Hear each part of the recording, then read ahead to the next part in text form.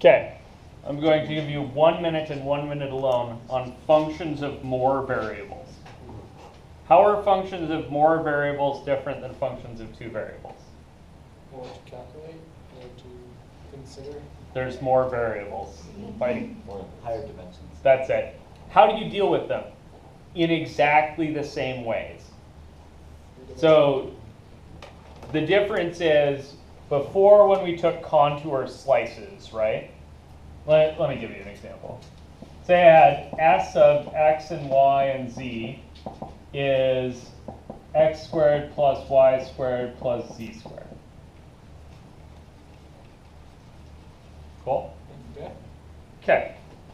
What happens if I take a slice of this thing? In other words, what's a contour look like?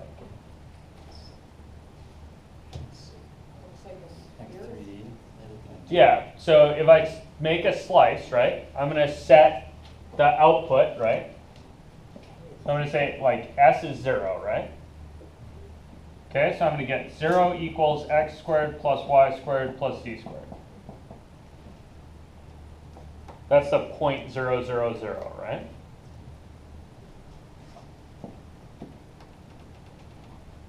Well, that's the s is 0 level curve right there. Okay. What's the s is 1 level curve look like? Oh, it's a sphere. 1 is x squared plus y squared plus z squared, right? It's yes. That's a sphere of radius 1, right? Okay.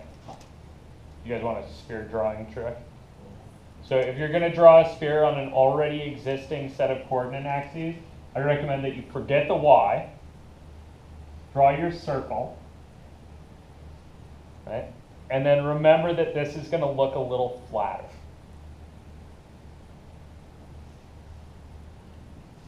Dash that. Yeah?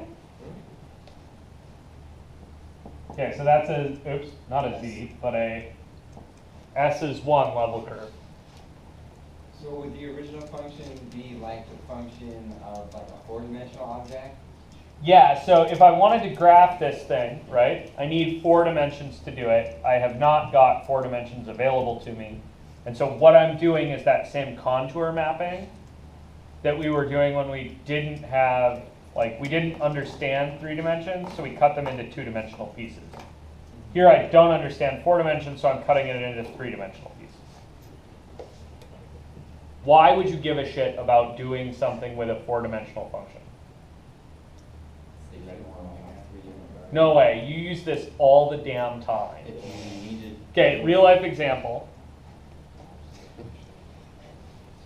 Over here.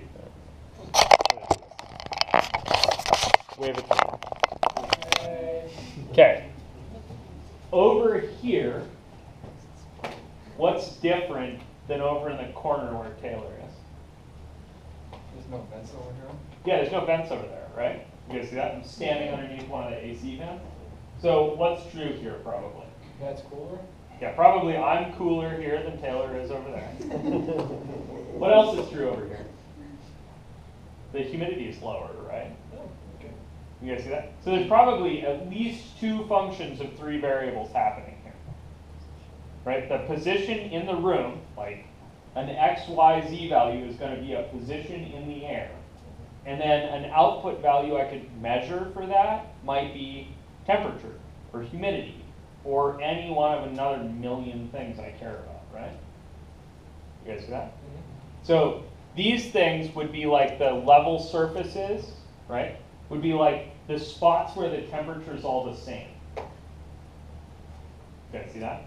So like near that vent, right? There's probably a big puddle that's like right around it, kind of in a funny bent donut shape. There's probably a space that's like 70 degrees. And then in another kind of nested outside of a donut, like donut icing shape around that, there's probably a 71 degree isotherm, right? And then around that thing, there's probably another one that's 72 degrees. And then there's probably a big blob in the bottom of the room that's 74. And then around that one, there's probably similar shapes, right? You guys all see that? So those are these level curves that we're getting at with this stuff. Cool? Questions, Gail? Okay, out of section 12.5, that's the surface one. Yeah, 12.4 is lines and planes, or planes really. 12.5 is functions of more variables. The thing I want you guys to take from that is at the end of that section, there's this catalog of surfaces. It's on page 702. These guys. I would like it if you put those guys on flashcards. Okay, so that should go with 3 things. So you need to figure out how to make 3-sided flashcards. Or make several flashcards. But they should be name of the surface, picture of the surface, and equation of the surface.